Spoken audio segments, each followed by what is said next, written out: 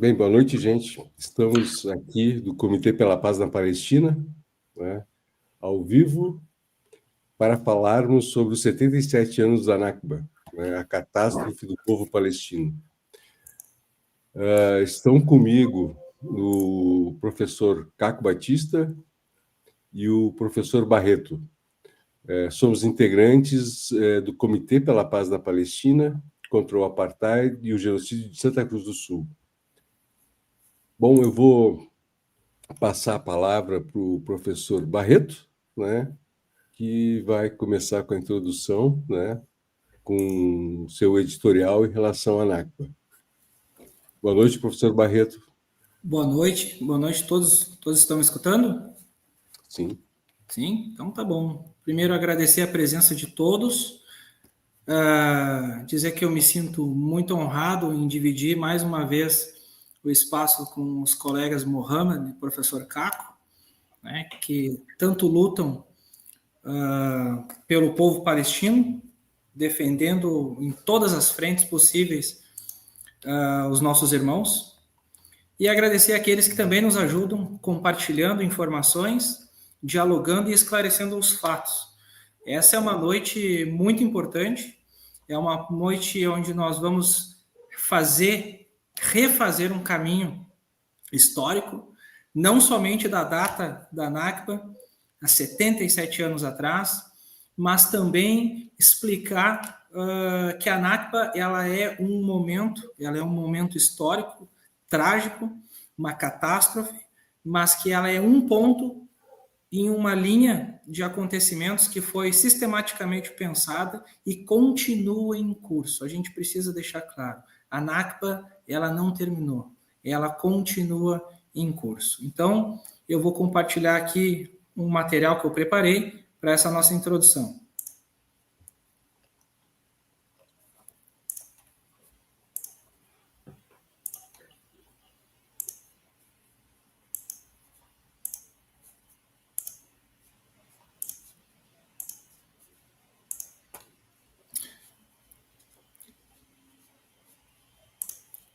Certinho, Mohamed? Aparecem? Certinho, está aparecendo. Então, o que eu estava falando? Nesta noite, nós, do Comitê pela Paz na Palestina, contra o apartheid e o genocídio, nós nos reunimos para um dever de memória, para uma reflexão crítica da história do povo palestino.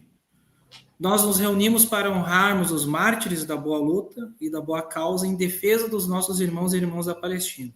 Antes de mais nada, eu gostaria também de deixar aqui uma menção honrosa ao companheiro Mujica, que nós perdemos há pouco tempo, e que reconhecia a luta do povo palestino e sempre que possível se posicionava contra o genocídio e a favor do reconhecimento do Estado palestino. Dito isso, nós vamos seguindo então.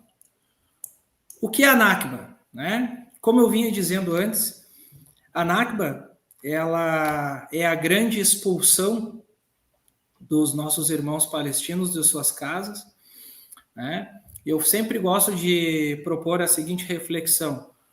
Aqueles que estão nos assistindo, pensem que você trabalhou o dia inteiro e retornou para casa, jantou com a sua família, olhou para os seus filhos, olhou para sua esposa, para o seu esposo, seja lá quem for o seu companheiro, sua companheira, as pessoas que você ama, no lugar que você ama, no lugar que você pertence, e de um dia para o outro, na madrugada, tu é expulso desse local. Né? Então, o que acontece? A Nakba é esse evento que marca a expulsão de mais de 750 mil palestinos das suas casas. Então, eles são forçados a saírem com a roupa do corpo, carregando os pertences que podiam.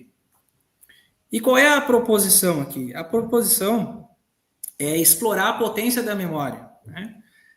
De perder quem a gente ama ao longo das décadas e o impacto que isso causa. Porque as pessoas não perderam só suas casas e as pessoas que amavam em 15 de maio de 48. Elas continuam perdendo constantemente ao longo das décadas. Aqui vocês têm imagens de refugiados árabes, a maioria mulheres e crianças, uma vila perto de Haifa, e continuam ainda sendo massacrados, em sua grande maioria, mulheres e crianças. Vale a pena aqui repetir o dado de que corre-se o risco de termos 14 mil mortes de recém-nascidos em Gaza por inanição, por fome. Então, aqueles que estão nos assistindo e que toda noite podem dar um beijo no seu filho, dizer eu te amo, cobri-lo, alimentá-lo, quero que se coloquem no lugar, façam esse exercício de memória. Aqui mais imagens dos refugiados palestinos, a Nakba, em 48. Vocês podem observar famílias, crianças, bebês de colo. Aqui imagens dos dias atuais, imagens coletadas a partir de 2023, quando o Estado clandestino e ilegal de Israel inicia de novo uma tentativa de limpeza étnica do povo palestino, na faixa de Gaza. Vocês podem observar que as imagens elas se repetem, Elas são de dias atuais, mas o contexto ele continua. Tu tem aqui famílias, tu tem crianças com as suas mães e as pessoas carregando o que conseguem carregar no desespero da fuga. Aqui podemos ver bem uma imagem que ela faz a junção de duas imagens de tempos diferentes, mas com a ideia que eu passo para vocês. Então, a Grande Nakba em 48 e 2023, a mesma forma, a mesma questão das pessoas tendo que sair desesperadas, não sabendo se vão ter sequer pelo menos água para beber. E qualquer semelhança não é mera coincidência. Eu volto a dizer, o que acontece na Palestina é fruto de um trabalho minucioso, sistemático, que vocês vão ver mais adiante com a exposição do professor Caco. A grande catástrofe, então. Ela é um processo longo, que começa antes do 15 de maio de 1948 e continua de forma sistemática, organizada politicamente e financiada pelo capital internacional, com fins de extermínio da população palestina em todos os seus aspectos. Por que eu falo em todos os seus aspectos? Porque não basta matar o físico, exterminar o físico, tu tem que exterminar a memória também, e a gente vai ver por que tem que exterminar a memória. Vamos lá, então.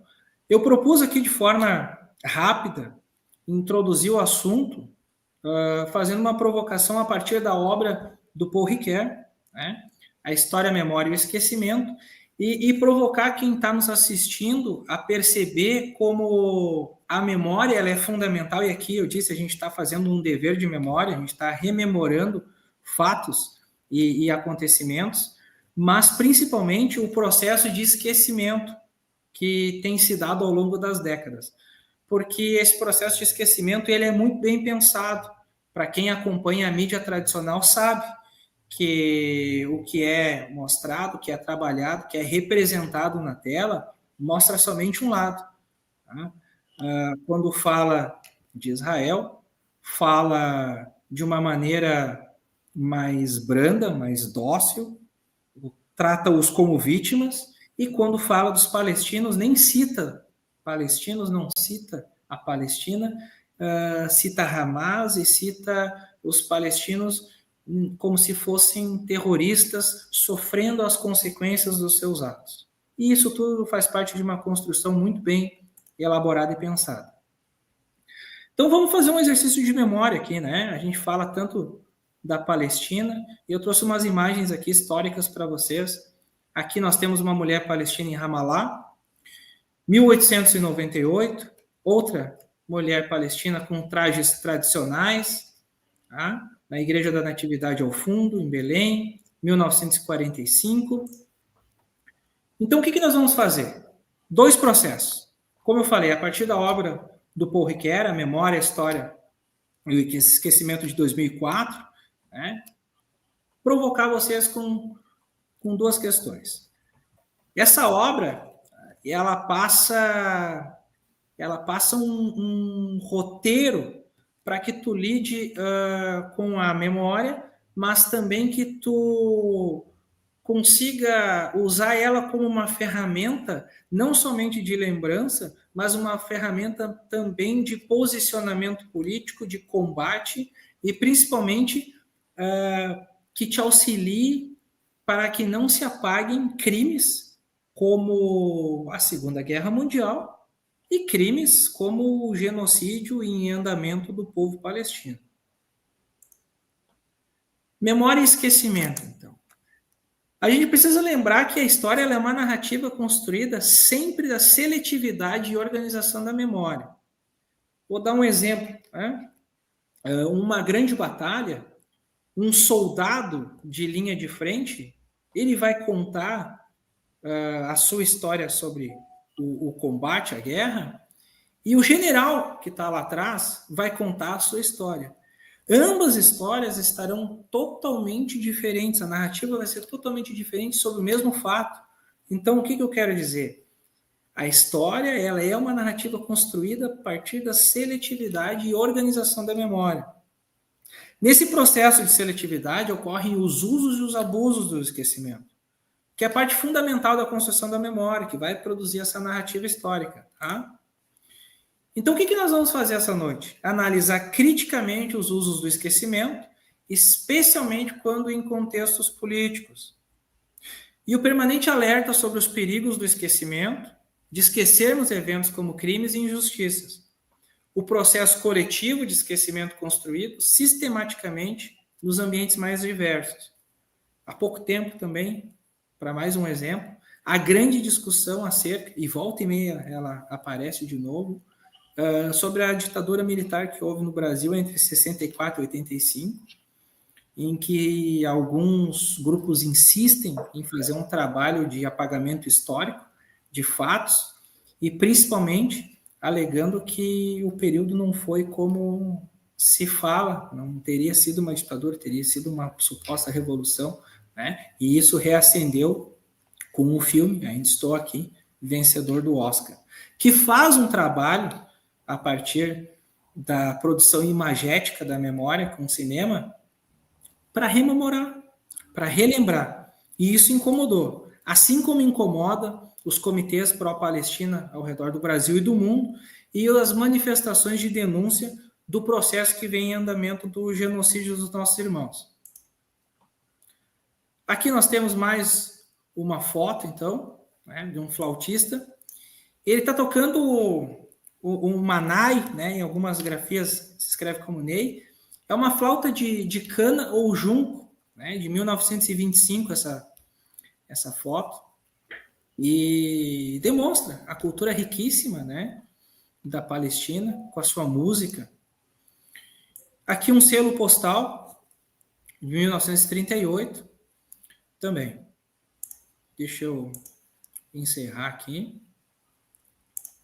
Parar a tela, retornar.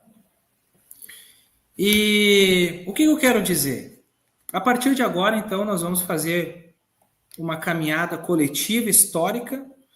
Vai se iniciar pelo professor Caco e finalizando com o Mohamed. Relembrando, reafirmando aqui os perigos do esquecimento. O Ilan Papé, né? Para nós encerrarmos aqui essa introdução, o Ilan Papé na limpeza étnica da Palestina, se vocês me permitem, eu vou fazer a leitura do que ele define como memoricídio, que vem muito de encontro a esse apagamento sistemático da memória, né? E esse perigo do não lembrar mais, mas principalmente do uso político do apagamento da memória que o Paul Ricoeur ele aponta. Então eu vou ler para vocês aí. Definição de memoricídio. O memoricídio inclui principalmente a destruição de propriedades físicas, como prédios religiosos, escolas, casas, cemitérios, estátuas e similares, e uma tentativa de apagar a história dos antigos habitantes. No entanto, ela tem outras dimensões mais sutis, mas igualmente iníquas, como renomear lugares como vales, cidades, ruas e rios. Isso é feito para que a terra reflita a cultura do opressor, enquanto a memória do povo oprimido desaparece. Então eu encerro dizendo que o que nós estamos fazendo nessa noite é rememorar os nossos irmãos palestinos, relembrar os seus feitos, a sua história e trabalhar a partir de uma perspectiva totalmente mostrada na mídia tradicional. Gostaria de agradecer mais uma vez a todos os presentes e eu te convido, Caco, para assumir agora e dar sequência. Boa noite a todas, a todos que nos ouvem. A continuação, eu sigo na esteira do que o professor Barreto colocou, para chamar a atenção para todos nós, na verdade, que a Nakba não acabou, ela é contínua. O que está acontecendo agora, nesse momento, na faixa de Gaza, o que está acontecendo agora, nesse momento, na Cisjordânia, são continuidade do que começa a acontecer um pouco antes de 1948, na verdade, quando tem esse início desse processo que nós chamamos de Nakba, a catástrofe. A data de 15 de maio, que é usada para rememorar a Nakba, é uma data escolhida para chamar a atenção que a fundação do Estado de Israel, acontecida no 14 de maio, é a grande catástrofe. É a catástrofe que se abate sobre a Palestina. Mas o que então se chama de Nakba já vinha acontecendo antes. As origens da Nakba estão no sionismo. E daqui a pouquinho eu vou me encaminhar para falar exatamente de como é que esse movimento ideológico, racista, supremacista, colonialista está configurado e como ele é muito próximo do nazismo. E aí vale a pena a gente lembrar que também, enquanto o nazismo era vitorioso, havia um silêncio no mundo. E, anos depois, as pessoas se perguntavam: mas como é que os alemães deixaram acontecer? Mas como é que ninguém fez nada? Esta pergunta, muitas das pessoas que hoje se calam farão daqui 10, 15 anos. Como é que o mundo deixou acontecer por tanto tempo o genocídio em Gaza, a limpeza étnica na Palestina? Então, a limpeza étnica na Palestina é um plano escrito, documentado, plano Dalet, ou plano D, Dalet em hebraico, a letra D, plano D, porque era o quarto plano. Teve o plano A, o plano B, o plano C e o plano D. O plano D foi executado. E vejam, o plano D foi executado minuciosamente de acordo com o que foi planejado. O Ilan Pappe, que o professor Barreto já citou aqui para nós, no seu livro Limpeza Étnica na Palestina, chama atenção para isso. 10 de março de 1948, em Tel Aviv, um grupo de 11 homens, veteranos líderes sionistas, jovens oficiais militares sionistas, fecham o plano que dali a um mês seria distribuído para as forças das milícias sionistas, Haganah, Irgun, Lehi, que então executariam o plano. Eu leio um parágrafo de Ilan Pappe. Nessa mesma tarde de 10 de março de 48, foram enviadas ordens militares às unidades sobre o terreno para preparar a expulsão sistemática dos palestinos de vastas áreas do país. As ordens estavam acompanhadas de uma descrição detalhada dos métodos que deveriam ser empregados para desalojar as pessoas pela força. Intimidação em grande escala, assédio e bombardeio das aldeias e centros populacionais, incêndio de casas, propriedades e bens, expulsão, demolição e, finalmente, a colocação de minas entre os escombros para impedir o regresso de qualquer um dos expulsos. Cada unidade das milícias sionistas recebeu a sua própria aldeia, a sua própria lista de aldeias e bairros selecionados como alvos desse plano. Com o nome em código de Plano D, era a quarta e definitiva versão dos planos anteriores. Essa quarta versão explicava com clareza e sem ambiguidade: os palestinos teriam que sair. A meta do plano era, de fato, a destruição da Palestina. Fecho as aspas do Ilepap para dizer: esta continua sendo a meta do sionismo. A expulsão sistemática dos palestinos, a destruição das cidades e aldeias da Palestina. Um mês depois desta decisão que eu acabei de ler, ocorreu o massacre famoso, tristemente famoso, massacre de Deir Yassin. 9 de abril de 48, na madrugada, a aldeia é invadida pelas milícias Irgun e Lehi, com o apoio de artilharia da terceira milícia, Haganah. Essas três milícias, mais tarde, logo daqui a pouquinho, juntar-se-iam para formar as IDF, Forças de Defesa de Israel.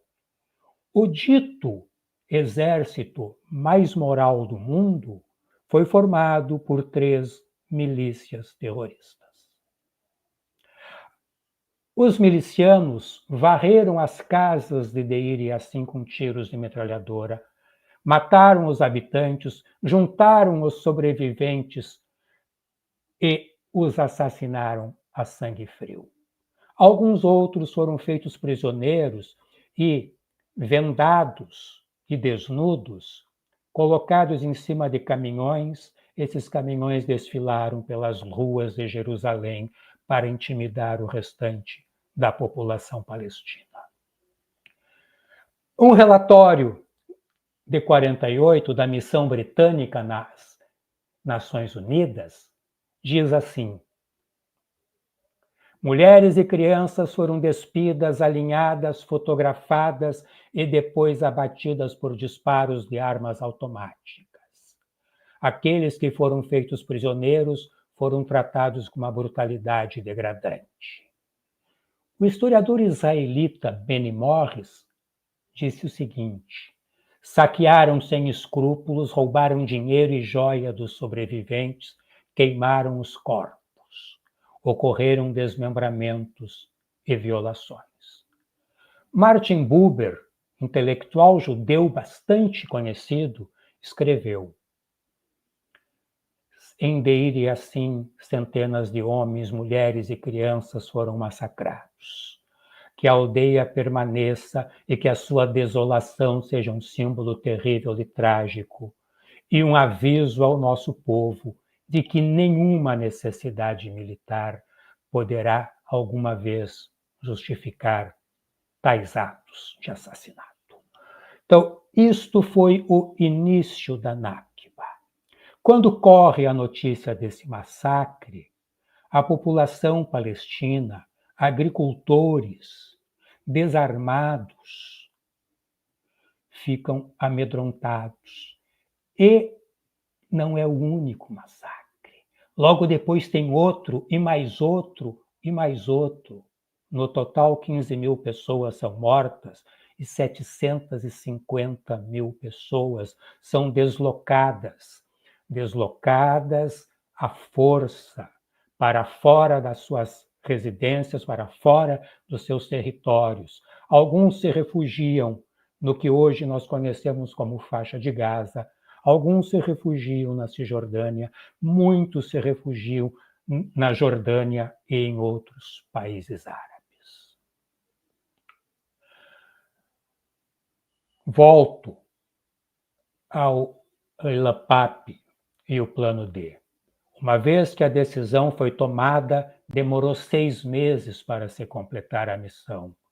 Quando terminou, se havia deslocado metade da população nativa da Palestina, cerca de 800 mil pessoas, destruído 531 aldeias, esvaziado 11 bairros urbanos. O plano adotado em 10 de março de 48 e, acima de tudo, sua implementação sistemática nos meses seguintes é um exemplo claríssimo de limpeza étnica. Isto, então, foi a Nakba. Isto, então, foi a fundação do Estado de Israel. Estado de Israel foi fundado desta maneira. Israel é um Estado criado pela obra dos sionistas. Não por outro motivo, é o único Estado do mundo que não sustenta uma nacionalidade, mas uma raça, uma etnia. É um Estado judeu pela sua Constituição. O sionismo é um movimento racista que logrou criar um Estado através da ocupação colonial. Agora, os cidadãos desse Estado não são todos racistas, não são todos sionistas. E muitos deles não nasceram nesse Estado. Aí, então, eu trago uma definição rápida. Judeu é etnia, cultura, religião. Israelense é o gentílico de um Estado. Pode ser judeu, cristão, muçulmano. E sionista é a pessoa que defende a expropriação de terras palestinas para a colonização por europeus judeus. Essas definições eu trago do glossário do professor Samuel Brown, da PUC do Rio, um professor judeu. Diz ele: nem todo israelense é judeu, nem todo judeu é israelense, nem todo israelense é sionista, nem todo sionista é judeu, nem todo judeu é sionista. Aliás, digo eu agora, os judeus não têm qualquer obrigação de ser sionistas e muitos não o são. Muitos são expressamente antisionistas. Portanto, apontar que Israel é um Estado terrorista não é uma ofensa aos judeus, não é antissemitismo. Como também não é uma ofensa aos judeus lembrar que o Parlamento de Israel votou em 2018 a Lei da Cidadania para ser formalmente, legalmente, um Estado racista, de supremacia étnico-racial. Sabe qual outro Estado também era legalmente racista? A África do Sul, do Apartheid. Não há espaço no mundo para um Estado racista. Não é defensável um Estado supremacista de apartheid. E aí é preciso desse contexto para entender o que se passa na Palestina. Hoje, o que se passa na Cisjordânia, o que se passa em Gaza, aquilo que o Mohamed vai falar para nós daqui a alguns minutos. Eu queria, antes de concluir, lembrar a violência que gera a morte de civis não pode ser justificada sob nenhum ponto. Seja a ofensiva do Hamas, sejam os bombardeios das forças de defesa de Israel. A violência que gera a morte de civis não pode ser aceita. Mas o mundo parece que não enxerga os civis palestinos mortos pelos bombardeios de Israel. Aí eu avanço para chamar a atenção de que a violência do oprimido é gerada pela violência do opressor. Sabe quem ensinava isso? Quem disse essa frase? Malcolm X, Frantz Fanon, Nelson Mandela, Pepe Mujica. Desses 4, 2 pelo menos, todos nós aqui sabemos quem são. E esses 2 viraram heróis do mundo, Nelson Mandela e Pepe Mujica. Faróis da ética e da moral da humanidade.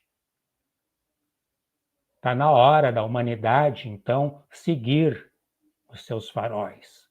Nelson Mandela disse: enquanto a Palestina não for livre, ninguém será livre no mundo. Frantz Fanon, historiador, militante na libertação da Argélia contra o colonialismo francês, disse: o colonizador cede apenas com a faca no pescoço. A descolonização não é uma teoria acadêmica, é um ato material de retomada da terra, de libertação e autodeterminação. A questão, digo eu agora, fechando as aspas, a questão é que aos povos colonizados, como os palestinos, muitas vezes não resta outra alternativa a não ser a violência. Então, a luta contra o colonialismo começa lá na fundação do Estado de Israel, começa durante a Nakba e continua, não acabou. A limpeza étnica também continua. A resistência é contra a limpeza étnica, a resistência é contra o colonialismo. A violência que as pessoas enxergam e que os meios de comunicação mostram nos ataques do Hamas, essa é uma violência fruto do colonialismo israelense. Fruto do colonialismo israelense operado pelos sionistas, que segue a lógica dos colonialismos por povoamento. Enquanto houver terra indígena, os colonos buscarão expropriá-la. Enquanto houver resistência indígena, os colonos buscarão silenciá-la. A ofensiva dos ruralistas brasileiros sobre as terras indígenas na proposta do marco temporal é a mesma lógica que vai do Brasil a Israel e que é a lógica que operou a colonização dos Estados Unidos pelos ingleses, do Canadá por ingleses e franceses, da África do Sul, da Austrália, da Nova Zelândia. A eventual reação violenta de indígenas brasileiros contra o roubo de terra por grileiros está na mesma racionalidade observada em Gaza. Termino, passo para o Mohamed, que vai continuar, chamando a atenção que o que nós estamos fazendo aqui é tentar trazer à tona a lógica colonial que estrutura a violência opressora contra o povo palestino e em outras localidades do mundo, porque é necessário construir novas alianças internacionais de solidariedade capazes de enfrentar o combate à ordem internacional, hoje liderada pelos Estados Unidos, que permite que esse regime de apartheid colonial se mantenha de pé. A libertação da Palestina virá da mudança da opinião pública mundial, do aumento de forças, comitês, frentes, núcleos, grupos de apoio e solidariedade à Palestina. Até lá, precisamos todos nós aprender com este povo que não desiste de resistir para existir. Os palestinos não desistiram de existir e não desistirão de resistir enquanto existirem. Mohamed, meu amigo, segue contigo. Obrigado, Caco. Muito obrigado, Barreto. Né? Muito bom as falas. Bom, inicialmente, a apresentação que a gente tinha feito, pelo menos eu fiz, ela tinha imagens, sons, e o material, quando tem imagens e sons, ele pode ser derrubado pelo YouTube, pelos direitos autorais. Então, eu fiz agora a transformação em PDF, né? Então, não vai ter imagens e sons, e eu vou falar mais do que iria ser apresentado pelas imagens e sons, né? Bom, a Nakba, né, a catástrofe palestina, depois da catástrofe palestina, ela teve as suas consequências gravíssimas, né? Mas é importante a gente tentar transmitir o que é a ocupação, o que é a Palestina, qual é o patamar de sofrimento, né?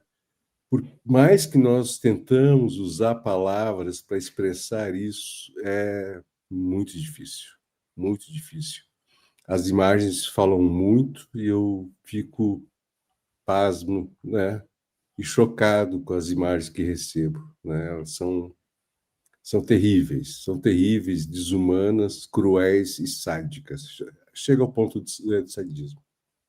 Mas iniciando, essa é a terra dos meus antigos, meus falecidos pais, que migraram para o Brasil, a Palestina, né, que liga 3 continentes, a África, a Ásia e a Europa, né? Então, ela é muito estratégica, é considerado o umbigo do mundo. E o meu avô, né, Hassan, né, Husni, ele tinha uma caravana de camelos, né? E ele levava as mercadorias, né, dos portos até as vilas. E ele negociava tanto com judeus, ateus, cristãos, muçulmanos, não interessava, porque todos eles tinham, né? Era multiétnico, a Palestina era linda, era conhecida como a Terra da Paz. Inacreditavelmente era isso que ela era conhecida. E todos falavam árabe e se entendiam muito bem, até o acontecimento da Nakba, né, a migração desenfreada e a violência dos grupos terroristas Haganah, Irgun e Lehi, e aí vai, que constituíram o exército, as Forças Armadas de Israel, que eu me nego a dizer IDF, porque de defesa ela não tem nada, ela só avança. Defesa é uma mentira. Então, que fique claro. Bom, em 48, então, fundado o Estado de Israel, essa é a Palestina completa, inteira, íntegra e linda.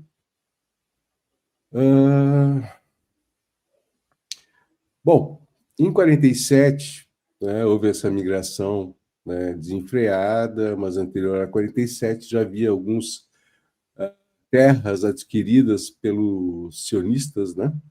E eram as terras mais estratégicas, mais férteis ao norte da Galileia, né? E as litorâneas, né, para portos e chegadas e partidas às cidades maiores, né? O plano da partilha da Palestina, né, que a ONU vergonhosamente, né, propôs por um brasileiro chamado Oswaldo Aranha, que ele era o secretário-geral das Nações Unidas na época, propôs a criação de 2 estados, né? Então, o estado em branco seria Israel, né, o estado judeu, e o que está em verde seria o estado palestino, né, que teria os cristãos, judeus, islâmicos, toda a população nativa. Com isso, né, em 47 houve a Nakba, da expulsão e a destruição de 530 vilas, a destruição, né, e a expulsão de 750 mil pessoas que se refugiaram em campos de refugiados dentro da Palestina, nos territórios ocupados, né, hoje ocupados, e no Líbano, na Jordânia e no Egito. Alguns foram para a Síria também. De 48 a 67, na Guerra dos 6 Dias, né, Israel tomou mais territórios, expandiu e ocupou os territórios em sua totalidade, inclusive o Sinai. E hoje nós temos esse mapa Poá, só a Gaza resistindo inteira. O resto é tudo enclaves, guetos, né, que estão sob opressão e ocupação sionista. Eu preciso dar essa introdução rápida, porque eu vou entrar numa cronologia, né? Então, aqui está a diáspora palestina. Para onde foram os palestinos, né? Atualmente, estima-se em 14 milhões no mundo de palestinos, dos quais 5,5 vivem na Palestina ocupada. 3,3 milhões, 23% dos quais são refugiados da Cisjordânia ocupada em Gaza, né? E depois a diáspora, tem muitos no Chile, 500 mil, né? É o país com maior população de natural palestina no mundo, é o Chile. O Brasil tem 200 mil, a Jordânia tem 3,2 milhões, né, de palestinos, de origem palestina, no Líbano 402 e na Síria 630. Isso pós-Nakba. E aqui os dados demográficos, né?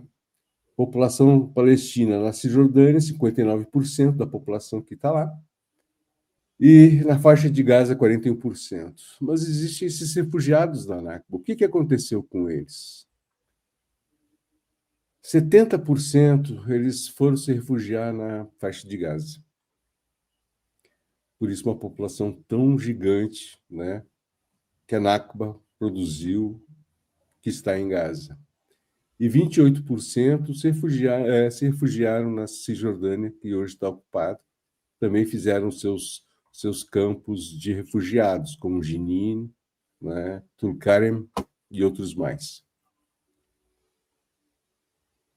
Como é se sentir na Palestina? O que é ser palestino né, com essa opressão, né, com a ocupação militar, né, a colonização, né, os chamados colonos, que são invasores? O que é isso, né?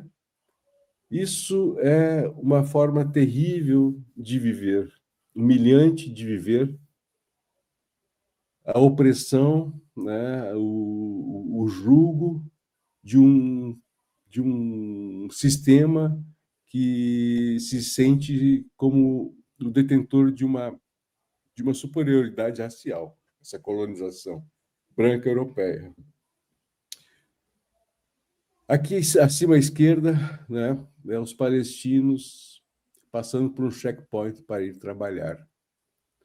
Terrivelmente checkpoint, humilhante, que passam horas e horas. Isso a gente pode também ver no filme, né? The Present, o presente, onde, né, é um filme que nós recomendamos, que o marido ele tenta sair para comprar para a esposa um presente, que uma geladeira, a humilhação que ele passa nos checkpoints. No meio superior é o exército, né? O exército da ocupação, que sempre fica apontando as suas armas, intimidando, humilhando, vistoriando e prendendo como qualquer pessoa que olhe, que veja, né, que, né, fale qualquer palavra contra o opressor, né? Lá existe um regime militar, né? E a lei que existe lá é que eles podem, não existe lei civil, então eles podem prender a qualquer hora, qualquer criança, né, qualquer pessoa, não importa quem, sem motivo algum, e vai para os campos de tortura, que eles chamam de presídios, que são campos de tortura. E quando levam algum palestino, alguma criança, sem motivo, a gente fala que estão sendo sequestrados. Sequestram o palestino da sua terra e levam para né, esses campos de tortura.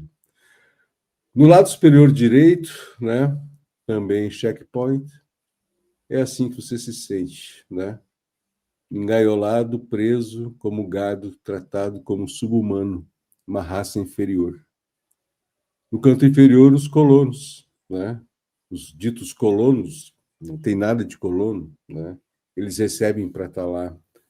A média de colono por soldado protegendo o assentamento, né, é de 1 colono e 1,1 soldado. Quer dizer, essas esses enclaves, esses campos, né, de ocupação, esses assentamentos custam muito caro. Israel paga demais. E quem paga mais ainda é o povo americano, né? O contribuinte americano, porque existe muita ajuda a Israel para que se faça isso, né? Ao meio ao centro, né? Crianças sendo presas, e à direita, como vocês podem ver, o soldado, né? Viver num país assim não é viver. Sob ocupação não é viver. É sobreviver. E para te sobreviver, tu tem que resistir. Ação e reação à resistência ela é necessária. Eles não jogam bexiguinha para brincar com os palestinos, eles jogam balas, né? Então, a luta armada ela se faz necessária. Aqui seriam vídeos, né? A entrada, né, de um pessoal, né, os soldados que espancam o rapaz aqui sem motivo algum, né? Para que ele diga qualquer coisa. E à direita seria aqui, como podem ver, os tratores destruindo as casas na Cisjordânia, né? Isso eles fazem o tempo todo, destroem casas, né? E jogam os palestinos para campos de refugiados, né? Aqui seria um vídeo, né, do Intercept, né? E eu não posso rodá-lo, onde ele bota cinco mentiras, mentiras, distorções do Estado de Israel. Que isso não é conflito, né? Não é uma guerra parelha, como a mídia ela quer dizer, né? É um Estado altamente armado, com alta tecnologia, contra uns civis, contra pessoas desarmadas ou muito mal armadas, para que se possam se defender. Por isso fazem a guerrilha, né? A segunda é que Israel é uma democracia. Isso é uma piada de mau gosto. Uma democracia que ocupa outro Estado e que destrói, e que não permite que todos tenham um voto. Um voto. Cada voto de homem e mulher, não interessa quem, não é permitido. Não é? Então, não posso dizer que Israel é uma democracia, muito pelo contrário, né? Israel pratica o apartheid. A quarta seria que o Caco, o professor Caco, ele já relatou, né, que criticar Israel não é antissemitismo, tem nada de antissemitismo. E a quinta, que a gente vai ver depois mais tarde, né, que não é sobre religião, tem nada a ver com religião, né? É política, é economia, é colonialismo. Nós passando para a cronologia, né? Em 48, o direito de retorno, depois da Nakba, na ONU, 11 de dezembro de 1948, a Assembleia da ONU aprova a Resolução 194, que reconhece a limpeza étnica cometida, né, pelo Haganah e Irgun, pelo esse Estado novo de Israel, colonial, estabelecendo o direito do retorno aos refugiados palestinos, como princípio fundamental para a resolução da questão palestina. Isso a gente está esperando até hoje. Não é por menos que a chave das casas que eles fugiram, né, se refugiaram, continuam em suas mãos, porque eles têm o direito do retorno. A ONU lhe deu os direitos do retorno. Os direitos humanos lhe deu o direito de retorno. Todo o palestino tem o direito do retorno. Isso faz com que os campos de refugiados sejam os mais visados, Gaza seja mais visada, porque eles querem liquidar, matar, genocidar, assassinar, martirizar quem tem essas chaves, eliminar esse direito do retorno à bala, a bombas, né? 49, admissão de Israel na ONU, né? Então, depois do direito do retorno, em 11 de maio de 49, Israel foi aceita vergonhosamente na ONU. Um país que não tem fronteiras e não tem constituição, né? E que, né, fez a Nakba e continua fazendo o apartheid. Em 59, né, dando um pulo, a crise de Suez, né? Israel, juntamente com a Grã-Bretanha e a França, invadiu o Egito, em resposta à nacionalização do canal de Suez. Gamal Abdel Nasser, né, o presidente do Egito, ele era reconhecidamente, né, um grande líder. Ele falava, né, e todos os árabes paravam para escutá-lo, né? Ele tinha o ideal do panarabismo, né? Então é feita a nacionalização do Canal de Suez.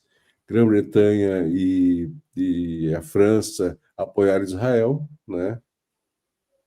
E houve pressão internacional para que eles não fizessem isso, né?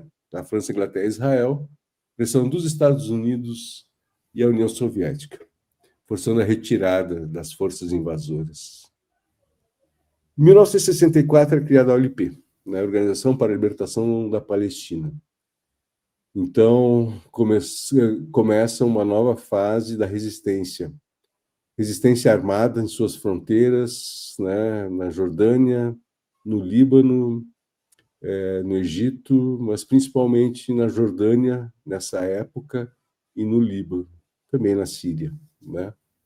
A Organização para a Libertação da Palestina, ela era composta por várias facções, uma delas a Frente Popular de Libertação da Palestina, a Frente Democrática de Libertação da Palestina e outras tantas. O principal partido fundador é o Fatah. Em 67 acontece a Guerra dos 6 Dias, né? O Egito, a Síria e a Jordânia, né? Eles invadem e tentam acabar com essa opressão que é o Estado de Israel. Mas houve uma traição, né, por parte da Jordânia, que avisou muito antecipadamente: Israel pode se preparar, né? E aí ela se preparando, né, ela conseguiu se expandir, tomando todo o Sinai e tomando todos os territórios palestinos que antes não estavam ocupados, né? A totalidade da Palestina agora ela está ocupada. Em 1972, né, a primeira grande operação, né, da OLP, que foi ali contra Israel no exterior, né, que foi realizado pelo Setembro Negro. É uma facção da Organização para a Libertação da Palestina durante as Olimpíadas de Munique. Essa época, 1970, os anos 70, né, havia muitos grupos de libertações que eu posso citar, né? Tinha o Baader-Meinhof na Alemanha, né? Tinha a Crescente Vermelha no Japão, tinha o IRA na Irlanda, né? E tinha mais um na Itália, que me foge o nome, né? Então, essas forças queriam trazer, né, a atenção mundial, né, e também libertar os seus companheiros que estavam nos campos de tortura de Israel. Não é por acaso que se leva reféns, é para fazer troca. Então, estavam querendo libertar os presos palestinos. E assim que se age a guerrilha, ela sequestra também, né? Ela prende e tem reféns para fazer troca. Isso é algo que se tem em todas as lutas de libertação de todos os povos. E aí tem a Guerra do Yom Kippur, né? Egito e Síria lançam um ataque simultaneamente. Em 1973, a Guerra do Yom Kippur, né? Em 74, a ONU aprova a Resolução 3210 e 3236, que reconhece a OLP como representante do povo palestino, né? Então, em 74, logo depois da guerra do Yom Kippur, a OLP ela é reconhecida como a legítima representante do povo palestino. Em 74 também, o direito de autodeterminação. O Conselho de Segurança da ONU aprovou a Resolução 338, que reafirma o direito dos palestinos à autodeterminação e à independência. Então, legalmente, a fundação do Estado ela se faz necessária já há muito tempo e os organismos mundiais reconhecem que os palestinos estão sob opressão. Em 75, inclusive, com o voto da ditadura militar brasileira, né, o sionismo é reconhecido como racismo. Mais tarde, em 91, eles tiram essa resolução, né, que agora ela está para ser renovada, essa resolução.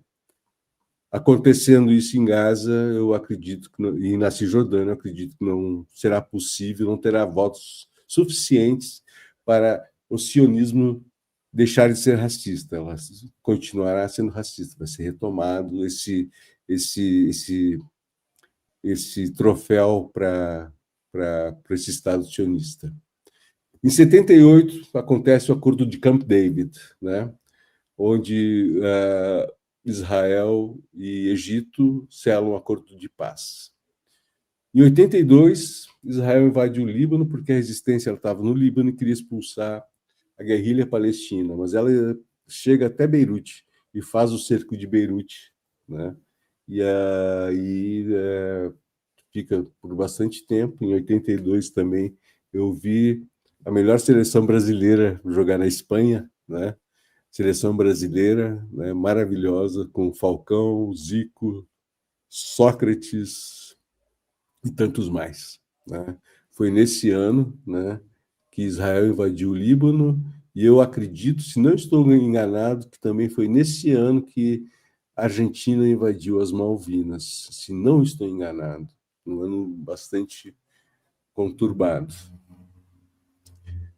Em 82, com a invasão do Líbano, também acontece o massacre de Sabra Shatila, onde os falangistas pediram ao exército israelense, que invadiu o Líbano, que deixasse-os entrar e iluminasse as casas e o céu para que eles pudessem cometer o massacre, né? Os falangistas libaneses massacraram e fizeram, né, o massacre, o genocídio em Sabra Shatila. Crianças, mulheres, idosos, jovens, homens, mulheres, animais, tudo era assassinado. Isso durou 2 dias. Uma das grandes tragédias, junto com outras tantas mais. Em 87, a primeira intifada, o primeiro levante palestino, né, que estava cansado de esperar as resoluções da ONU acontecerem e não acontecia nada, né? Então, com isso, os palestinos fizeram seu primeiro levante. O saldo disso foi 1.962 palestinos martirizados e 277 israelenses, né? A intifada foi um movimento fantástico, fantástico. O povo usava pedras, né, fazia o que podia, né, para se rebelar contra a opressão e a ocupação. Em 1988 é criado o Hamas. O Hamas ele é fruto da primeira intifada, né? Isso é fato. Mas o Estado sionista ele estava cansado. A intifada ela fez muito estrago.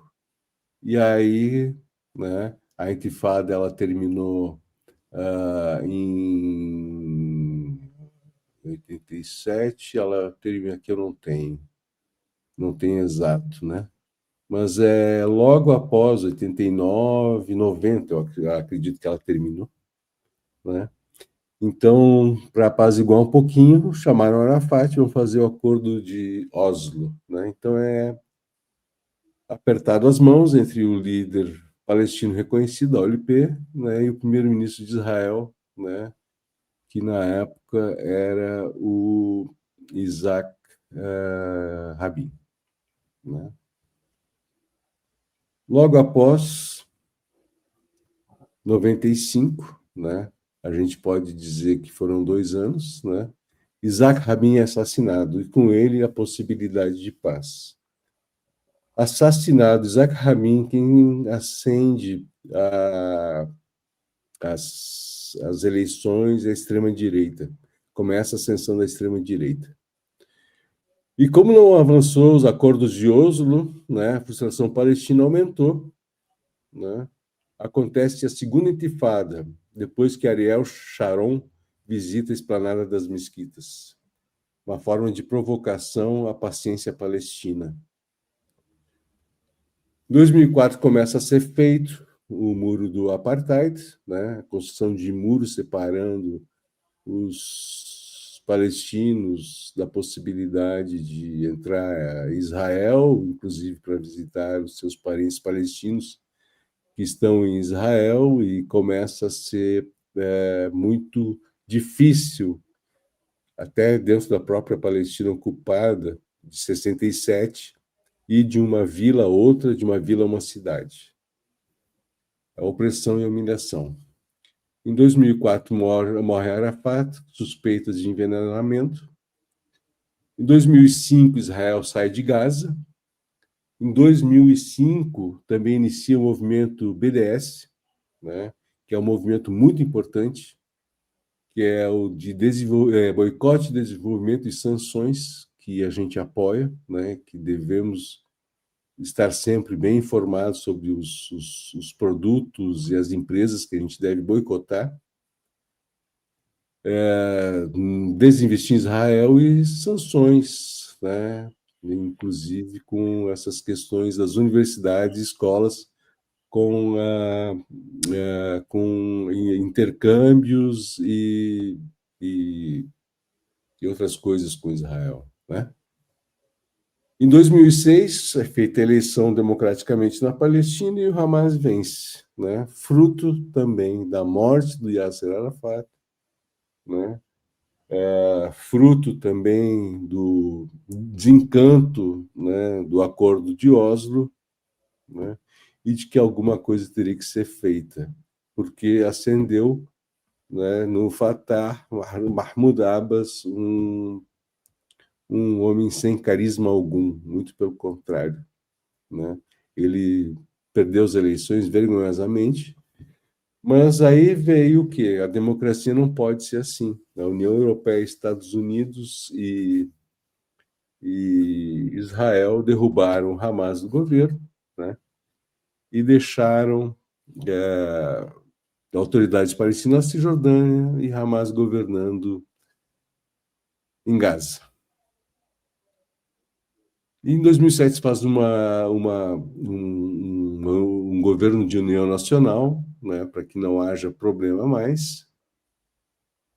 Em 2007, a divisão palestina bloqueia Gaza, começa a bloquear Gaza. Tudo que entra em Gaza começa a ser contado para alimentação, água, qualquer coisa. Gaza se transforma no maior campo, né, maior gueto, maior campo de concentração a céu aberto em 2007.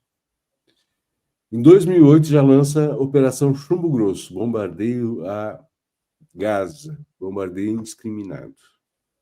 Em 2009, crimes de guerra, né? O Conselho dos Direitos Humanos da ONU apresentou o relatório de 575 páginas afirmando que Israel transgrediu o direito internacional, cometeu crimes de guerra e crimes contra a humanidade na faixa de Gaza, fruto dos ataques. Em 2010, nosso Brasil reconhece o Estado palestino, né? E aqui está a foto da Embaixada Palestina em Brasília, né? E, em consequência disso, em 2011, Uruguai, Argentina, Paraguai, Colômbia, Bolívia, Venezuela e demais países reconheceram o Estado palestino, né? Mostrando a liderança que o Brasil tem no cenário internacional, principalmente latino-americano. Em 2012, aparece a Operação Pilar da Defesa. Israel ataca Gaza novamente. E ataca também vários civis, principalmente civis. 2014, Operação Margem Protetora, mais um ataque a Gaza. Em 2016, a ONU declara assentamentos ilegais. Começam os assentamentos de uma forma massiva na Cisjordânia, né? Em flagrante violação dos direitos internacionais. Em 2017, a agência da ONU reconhece o apartheid, né? De que Israel ela pratica, né? Em 2018, em março de 2018, acontece a Marcha do Retorno, né? E aí são milhares de palestinos de Gaza com as suas chaves tentando retornar às suas casas. Movimento lindo, mas foi recebido, infelizmente, a bala. Em 2021, a ONG israelense reconhece que Israel pratica o apartheid. Em 2021, né, Human Rights Watch denuncia o apartheid. Em 2022, a Anistia Internacional reconhece o apartheid. 2022, Operação Quebra Ondas. Israel lança Quebra Ondas na Cisjordânia, resultando na morte de 146 palestinos e 29 israelenses. 2022, nova eleição e Netanyahu vence pelo 6º mandato. 2023, novo ataque a Gaza. Em 2023, novos assentamentos aprovados na Cisjordânia. 2023, invasão de Jenin na Cisjordânia, com 1.000 soldados. 2023 também, o que inicia? Inicia o ataque na Operação Inundação de Al-Aqsa, e o decorrer dos dias a gente chega até os dias de hoje. Aqui seria vídeos de atrocidades que acontecem, crianças mortas e tudo mais nesses longos anos. A fuga das crianças palestinas também em vídeo. Aqui vídeos recentes de Gaza, essas pessoas foram executadas. Aqui o ataque da semana passada às tendas palestinas, essa é uma criança. Aqui os rabinos israelenses dizendo que que não tem problema, não é imoral estuprar palestinos, e também não é imoral, né, matar crianças, mulheres e bebês. Pode matar crianças, mulheres e bebês porque eles vão crescer e serem nossos inimigos. Gente, desculpa pela grande apresentação, né? Mas é uma apresentação que se faz necessária para que dê, né, todo um histórico até os dias de hoje, para deixar claro que a Nakba não acabou, ela está no processo ainda, que ela produz mais e mais refugiados, que o genocídio não é por acaso, a limpeza étnica não é por acaso, a solução tomada por Israel, pelo governo racista, genocida, né, não é por acaso, né, a solução final, não é por acaso que eu falo que Israel é uma população doente, né? Ela tem os israelenses hoje eles estão com tem desvio de caráter, né? Eu posso dizer isso categoricamente, porque o governo que está lá é representação da população que os apoia, porque não tem governo que resista, principalmente parlamentar, sem apoio, né, de presidente, sem apoio da população e sem apoio de partidos. Sabemos que a extrema-direita, né, é base do governo, mas a base do governo ela inclui outros partidos. Então, isso me leva à conclusão que Israel ela é formada por uma população doentia, com desvio de caráter. Fora alguns que eu sei, que eu conheço, que lutam a favor não só dos palestinos, como a favor do cessar-fogo, que essa bestialidade pare e que vá para a diplomacia. A paz se faz necessária e que a Nakba acabe, né? Gente, essa é a minha fala. Desculpa me prolongar tanto. Caco, Barreto. Luenas, eu achei muito importante essa tua fala, achei muito importante teres colocado essa cronologia, enquanto tu colocavas a cronologia, eu lembrava aqui que tem uma outra cronologia, que é a cronologia dos massacres, que acompanha alguns, tu chegaste a falar mais perto aqui, e é importante a gente perceber que Gaza foi atacada em 2004, em 2007, em 2008, eu estou pegando aqui. Eu deixei de falar algumas. 2014 também no bombardeio foi muito violento, morreu um primo meu. Em 2008, 1.417 palestinos foram mortos em Gaza. Em 2012, 174 foram mortos. Em 2014, 2.100 palestinos foram mortos, e aí que o teu primo foi morto também. Isso. Em 2018, na Grande Marcha do Retorno, 170 foram mortos. Em 2021, 260 foram mortos. Em maio de 23, em outubro de 23, e aí, de lá para cá, eu nem vou contar, a gente sabe que são mais de 50 mil mortos, talvez mais ainda. Então, essa cronologia junta-se as duas. Eu acho que isso é importante. Eu acho que foi fundamental que o Barreto tenha começado chamando a atenção, buscando lá com o Paul Ricoeur, chamando a atenção que há um esforço de apagamento da memória disso tudo que aconteceu, que é também um apagamento da memória do sofrimento dos palestinos. Eu acho, então, que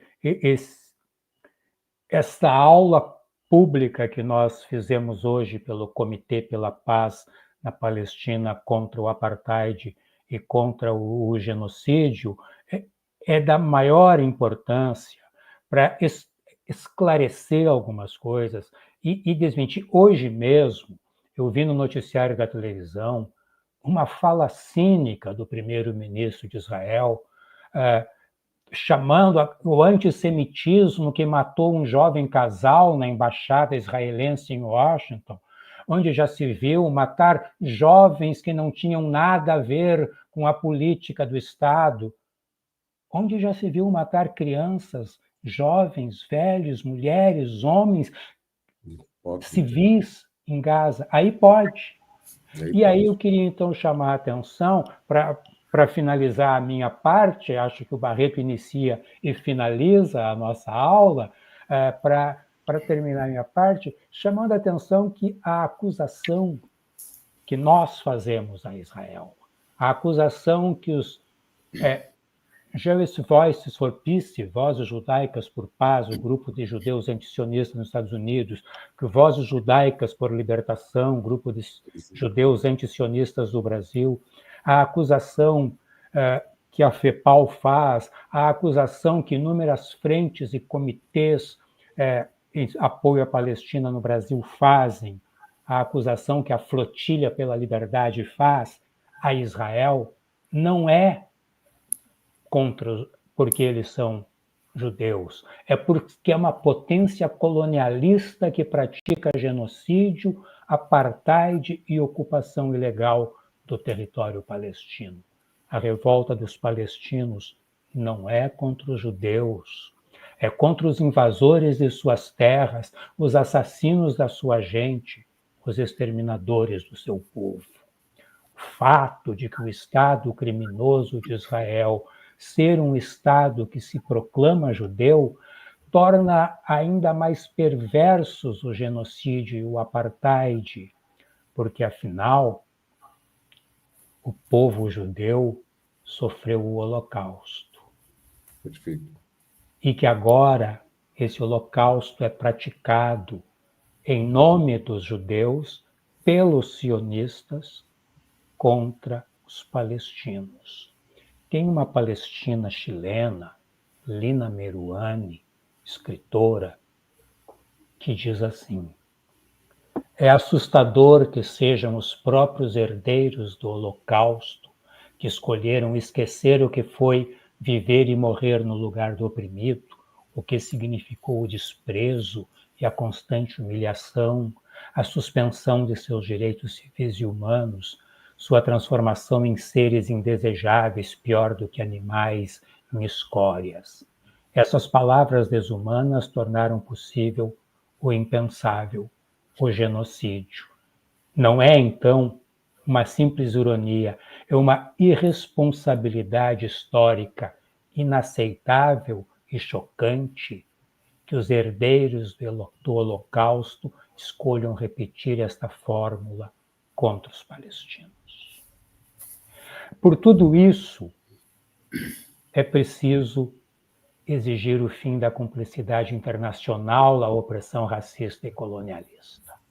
Agora que foi colocado tudo isso, antes que o professor Barreto encerre essa nossa aula pública, eu penso que quem nos assistiu, quem vai nos assistir, que o vídeo fica gravado no YouTube, entenda um pouco da experiência do povo palestino que vive os últimos 77 anos sob ocupação. Talvez, com esta aula, se possa compreender que a questão a ser colocada não é se Israel tem ou não tem o direito de defender, mas a questão que se coloca é que Israel não tem o direito de impor uma ocupação ao povo palestino. Pelas leis internacionais, um povo sob ocupação tem o direito de defender-se de todas as maneiras, inclusive pelo meio das armas, enquanto a potência ocupante não pode invocar o direito de autodefesa, porque é o agressor e não o agredido. O povo palestino vem sendo massacrado por 8 décadas e tem todo o direito de se defender de uma potência estrangeira que está tomando suas terras, destruindo suas casas, sequestrando suas crianças e torturando-as.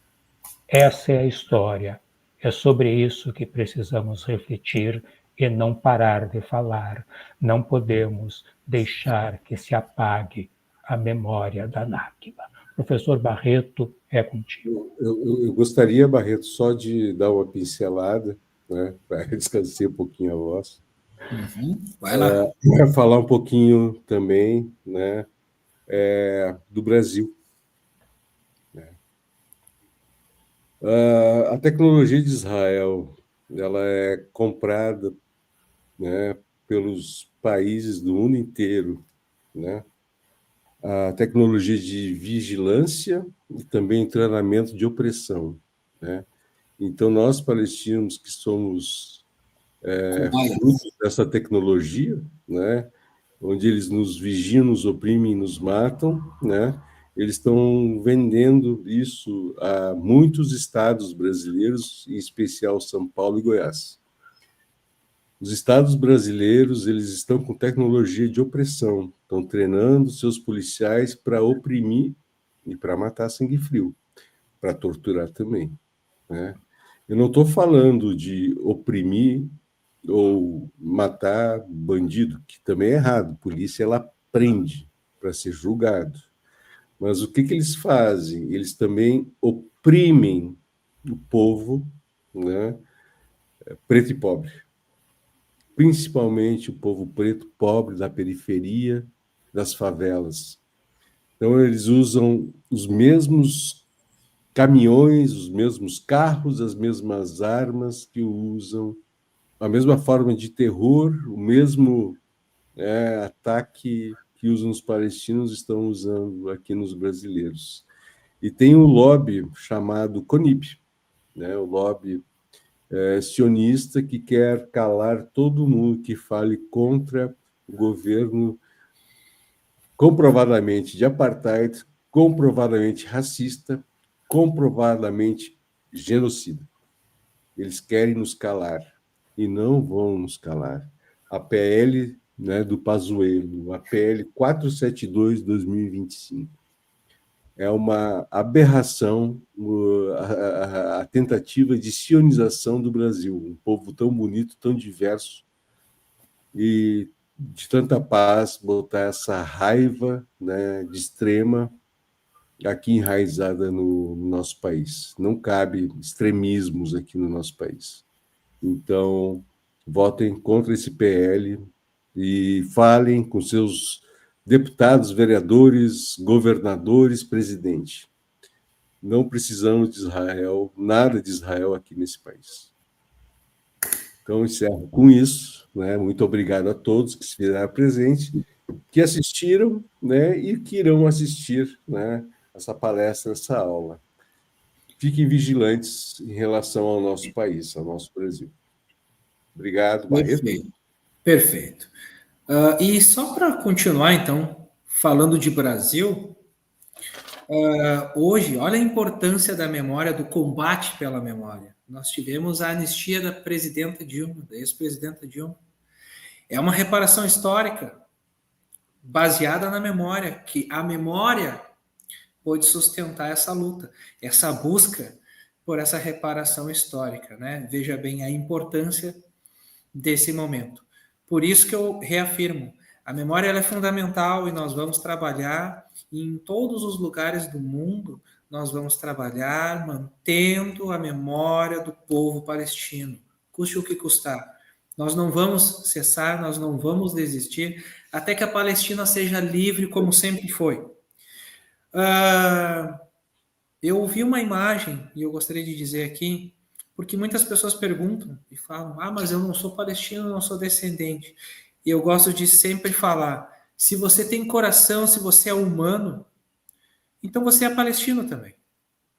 A causa palestina ela é uma causa humana, ela é uma causa de amor, é uma causa das pessoas que querem viver livre e que querem a possibilidade de crescer e ver os seus crescerem.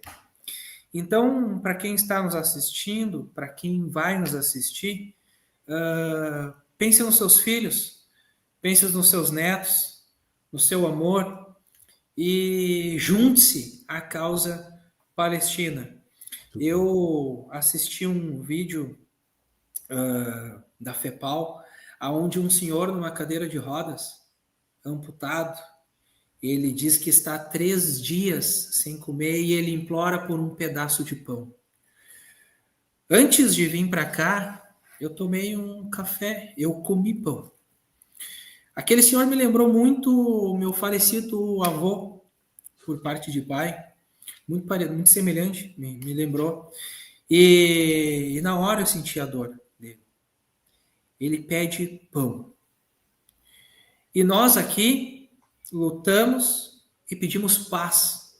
Pedimos para que deixem as famílias, as crianças, as mulheres, os homens, mas principalmente as crianças também, que são o futuro, crescerem livre na Palestina livre. Então eu encerro dizendo, Palestina livre do rio ao mar. Palestina livre do rio ao mar. Muito bem. Muito obrigado, uma boa noite e Palestina livre do rio ao mar. Um abraço, gente. Boa noite. Abraço.